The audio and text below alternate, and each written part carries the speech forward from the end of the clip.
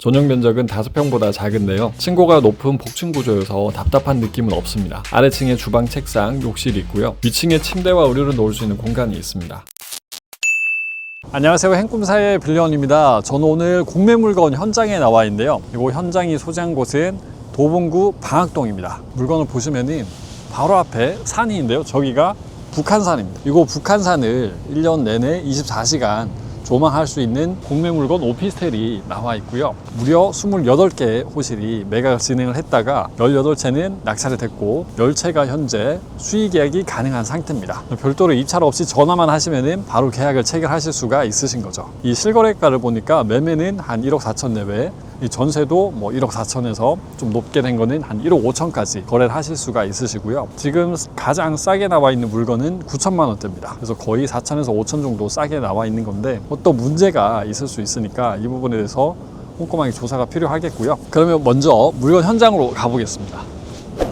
공매 물건지로 가고 있는데요. 여기 바로 옆에 보시면은 이 천이 졸졸졸 흐르고 있습니다. 이 천이 중랑천의 지류 방학천이고요. 네, 왔다 갔다 하시는 분이 많다는 것도 확인할 수가 있겠고요. 조금 전에 이 금액을 대략적으로 말씀을 드렸는데 전세가가 한 1억 4천 정도 된다 라고 설명을 드렸습니다. 중요한 것은 전세보증보험 가입이 가능한 물건인지 체크를 하셔야 됩니다.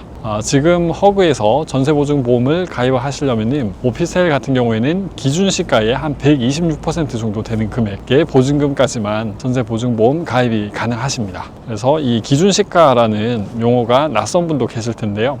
주택 같은 경우에는 공시시가로 표현하죠. 그런데 주택이 아닌 이 오피스텔은 홈택스에서 별도로 기준시가를 공시를 합니다. 그럼 그 시가를 확인을 하셔가지고 보증보험 가입 가능한 금액인지 체크를 해주셔야 되겠고요. 제가 홈택스에서 기준시가를 확인을 해보니까 물건들이 전반적으로 한 1억 1천만 원 내외입니다. 1억 1천만 원에 126% 하면은 1억 3,500만 원의 전세 보증금은 충분히 계약을 체결하실 수 있다라고 생각하시면 되겠고요. 그 금액까지는 안전하게 임차인분들이 들어오실 수 있으니까 일단은 월세, 전세, 매매 중에서 전세는 확실하게 거래가 가능할 수 있겠다라고 생각하실 수 있습니다. 그런데 최저가가 지금 9,700만 원, 1억대 초반인데 전세만 놓아도 한 2천만 원, 3천만 원 정도 풀피가 될 수 있나 이런 생각을 또 하실 수가 있으시죠. 그게 아니라 문제는 없는가부터 생각을 해주셔야 됩니다. 싼 데는 다 이유가 있겠죠. 그래서 제가 공고문을 봤더니 유치권자가 유치권을 확정 판결을 받았다면서 낙찰자한테 대항할 수 있다 이런 표현이 있었습니다. 그래서 유치권이 진짜 성립할 수 있는지 그리고 매각하는 기관에서는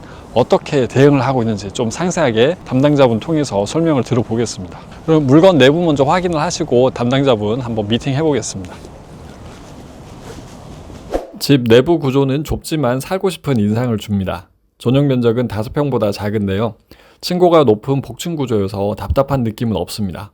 아래층에 주방, 책상, 욕실이 있고요. 위층에 침대와 의류를 놓을 수 있는 공간이 있습니다.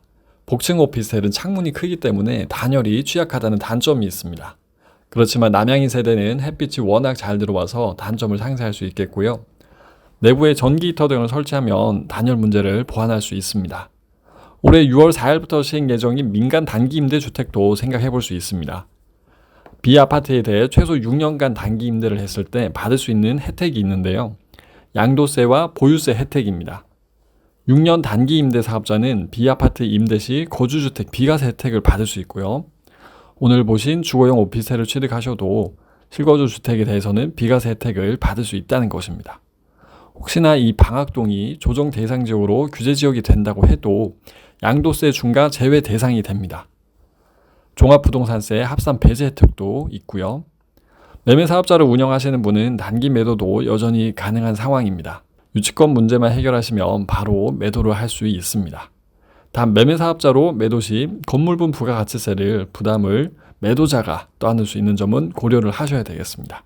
유치권자와 우선 수익자 간의 관계를 말씀드리겠습니다. 먼저 신탁과 유치권에 대한 이해가 필요합니다. 오늘 소개해드린 물건은 신탁 공매 물건인데요. 신탁이라는 말은 말 그대로 믿고 맡긴다는 것입니다. 시행사가 오피스텔을 개발할 때 신탁사에게 소유권을 맡긴 것입니다. 이렇게 하면 여러 채권자가 신탁사를 믿고 사업에 필요한 자금 혹은 자원을 제공할 수 있습니다. 이때 채권자는 사업이 완료되면 채무를 이행받을 수 있게 됩니다. 그리고 유치권은 채권자가 채무자의 채무를 이행받지 못했을 때 채권과 관계 있는 물건을 점유하고 유치할 수 있는 권리입니다. 그런데 그 점유에 불법 행위가 있으면 안 됩니다. 화면은 유치권자와 우선수익자의 관계를 나타낸 관계도입니다. 화살표를 보시면 가장 좌측의 유치권자와 우선수익자 사이를 직접 잇는 화살표는 없죠. 네, 서로 관계가 없다는 말입니다. 이 관계도로 유치권자와 우선수익자 쌍방은 이해관계가 없다는 것을 알 수 있고요. 그리고 신탁계약에는 신탁사, 시행사, 우선수익자가 참여하였고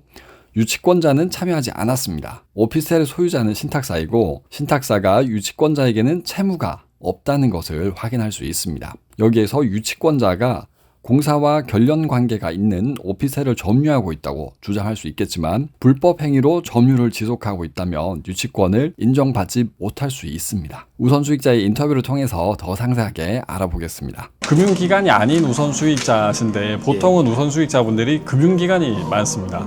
그래서 구조를 보니까 대주를 한 금융기관이 있고 그 다음에 지금은 또 다른 우선수익자신데 그런 이해관계에 대해서 좀 간략하게만 보통은 이제 대주단들도 있고 대주단에서 이제 선순위, 중순위, 후순위가 있고 그 밑에 시공사가 있고 그 밑에 이제 시행사가 있습니다. 분양 대금이 들어오면은 그 순서대로 이제 배분이 되는 거고 앞에 대주단들은 이미 상황이 다 됐고 그 밑에 시공사나 시행사가 이렇게 남아있는 상황이겠습니다. 그럼 대주단은 이미 다 채권을 회수를 하셨고 그다음에 그 아래에 있는 우선수익자분들이신 거네요. 아래쪽에 있는 시행사랑 그다음에 시행사에서 또 공사 위탁을 한 업체가 있더라고요. 그렇죠. 그럼 현재 유치권자라고 주장을 하면서 점유를 하는 분들은 그 시행사가 공사 요청한 업체인 거네요. 그렇죠. 제가 유치권 문의 오시는 분들한테 설명을 드리고 싶은 게 이게 신탁 호실이잖아요. 신탁사랑 유치권자랑 하는 그 관계가 있는지를 저는 제일 먼저 파악을 했거든요.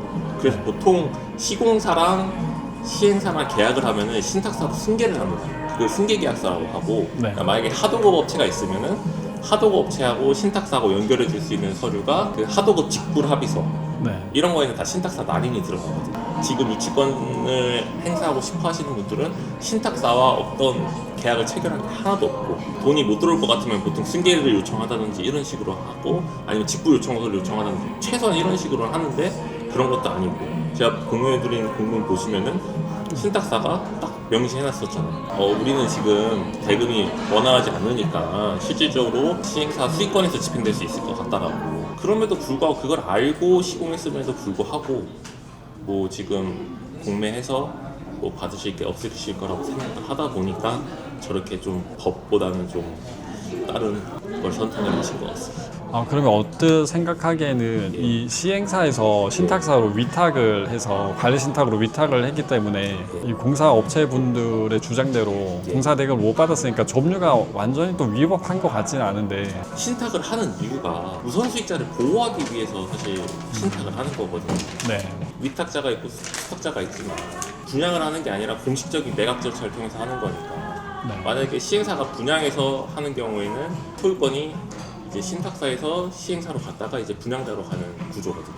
바로 한 번에. 근데 이거는 그냥 신탁사에서 그 낙찰자한테 바로 가는 거다 보니까 시행사가 이제 디폴트 상태, 뭐 기한 뭐 EOD 상황이 발생했었을 때 대주단들이 그러면 매각할 수 있는 방법이 뭐냐라고 있었을 때 그게 공매라는 거거든요. 그래서 지금 공매로 공식적인 매각 절차는 공매로 진행을 하는 거고 소유주가 신탁사인데 시행사가 그러면은 만약에 쓰러진 업체라든지 뭐 EOD나 시행사는 솔직히 뭐 가처분이나 뭐 이런 거 어마무시하게 많이 받습니다. 근데 그렇다고 해가지고 다 점유를 인정해주고 유치권을 인정해주는 어느 신탁이 왜 필요한 거예요? 이게 신탁하는 목적이랑 좀 안 맞는 경우가 있거든요. 그러면 현재 소송은 점유이전 금지 가처분은 진행을 하시는 상태인가요? 했습니다. 왜냐면은 이제 명도 소송 하는데 절차가 길다 보니까 그런 부분들을 좀 부담스러워 하시는 분들이 있어가지고 저희가 먼저 시작을 해놨습니다. 시작을 해놓고 저희가 신탁사한테 소송 수개 관련된 것도 위임을 같이 받아가지고 낙찰 받으신 분 있으시면은 저희도 이제 수개해드려가지고 같이 진행할 수 있도록 그래서 그 명도 기간을 좀 단축시키고자 먼저 시작을 해놨습니다. 그러면 지금 현재 남아있는 10개 물건에 대해서는 명도 소송을 예. 진행을 해야 되는 예, 예. 그래서 그건 해놨습니다. 그러면 10개 물건에 이 예. 공사업체에서 다 점유를 하고 계신 상황이죠. 그렇죠. 점유라기보다도 그냥 뭐 출입을 통제하고 출입을 있는. 통제하고 있는 거예요. 스티커 붙여놓고.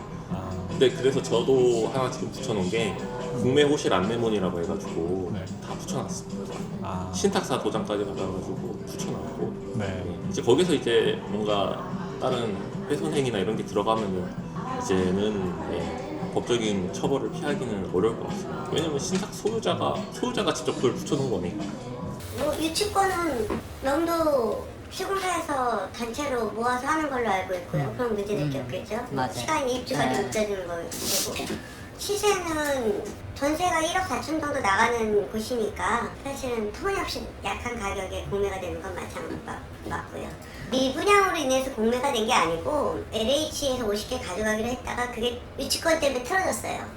그러니까 얼마나 화가 나겠어요. 완판하고서는 분양한 사람들 다 빠졌는데. 예, 여기는 그래서 유치권 때문에 묶어두고 최근에 팔기 시작했는데 그거를 제가 알기로는 몇 개 빼고 다 판 걸로 알고 있어요. 전세든 월세든 인기 있는 곳이고 공실이 없어요. 네, 우선 수익자분 만나 뵙고 이 물건에 대한 설명을 상세하게 들어봤습니다. 이 우선 수익자분이 말씀하시기를 유치권자들이 유치권을 주장을 하는데 그 채권이 이 신탁회사나 이 우선 수익자에게 있는 것이 아니라 시행사한테 있습니다. 그러니까 시행사가 이 물건 시공을 또 맡기고 나중에 후공정으로 내부 인테리어를 하기 위해서 별도의 업체를 섭외를 해가지고 공사를 맡겼는데요. 근데 내부 공사를 다 했는데 공사 대금을 못 받은 것이죠. 그러면 당연히 유치권자분들 입장에서는 시행사한테는 돈을 지급을 요청을 할 수가 있습니다. 그런데 신탁사랑 이 우선 수익자한테도 요청을 할 수 있을까? 그 부분을 보면은 신탁 계약서를 통해서 확인을 할 수가 있습니다. 일단 신탁 계약서 상에는 신탁 회사나 또 우선 수익자분한테 승계가 안 되도록 그렇게 계약 체결을 했다고 말씀을 하시고요. 그 부분은 저도 확인은 안 된 부분이니까 일단 우선 수익자분의 말씀을 듣기로는 그렇다고 합니다. 두 번째로 또 보실 부분은 점유 부분인데요. 점유 부분은 이 우선 수익자분들이 점유를 하고 있는 상태였는데 유치권을 주장하는 분들이 불법적으로 무단으로 강제 개문을 해가지고 점유를 개시를 했다고 합니다. 그래서 이 점유 부분도 우선 수익자랑 또 신탁사 동의 없이 무단으로 점유를 했기 때문에 위법한 것이죠. 그래서 형사 고소를 진행을 하고 있는 상태입니다. 그러면은 낙찰을 받으셨을 때 인도를 어떻게 받으실 수 있을까? 이 부분을 고민을 하셔야 되죠. 그 부분은 벌써 우선 수익자가 명도 소송을 신청을 해놨다고 합니다. 점유 이전 금지 가처분은 이미 결정이 된 상태고 명도 소송을 이 변호사님한테 위임을 해서 진행을 하고 있는 상태입니다. 그러면 낙찰자는 낙찰을 받아서 그 소송을 수개를 또 할 수가 있고요. 계약서 상으로 봤을 때는 유치권이 인정이 안 될 수 있을 걸로 보이지만 또 명도 소송이 생각지 못한 변수 때문에 승소를 하지 못했다. 그러면 또 바로 인도를 받으실 수가 없겠죠. 그래서 이 부분에 대해서는 리스크가 있기 때문에 조금 더 자세한 법률 자문을 받아보셔야 되겠고요. 그 법률 자문을 통해서 확실하게 명도 소송을 승소할 수 있고 유치권자의 채무를 변제를 하지 않아도 유치권자를 내보낼 수 있다라고 할 때 입찰을 해주셔야 되겠습니다. 그래서 이 단지 내에 있는 중개사님을 통해서 매매나 전세, 월세 같은 것들이 명도 소송을 진행하고 있는 중에도 거래를 해줄 수 있는지 그 부분 다시 한번 확인을 해주시면 되겠습니다. 네, 여기까지 이 공매 물건 같이 함께 살펴보셨고요. 오늘 보셨던 대로 이렇게 공매를 알고 계시면은 시세 대비 4천만 원에서 5천만 원 정도 싸게 낙찰을 받으셔가지고 수익을 내실 수가 있습니다. 여기에 더해가지고 특수 물건까지 알고 계시면 더 도움이 되겠죠. 저희 행꿈사의 자랑이 특수 물건입니다. 그래서 정충진 변호사님의 특수 물건 강의도 관심을 가져보시면 좋겠고요. 그리고 또 제가 공매 영원 특강을 진행합니다. 그래서 공매를 진행을 하시면서 꼭 알고 계시면 도움될 내용들을 제가 무료로 제공을 해드리겠습니다. 많은 관심 부탁드리고요. 네, 오늘 준비한 영상은 여기까지입니다. 시청해 주셔서 고맙습니다.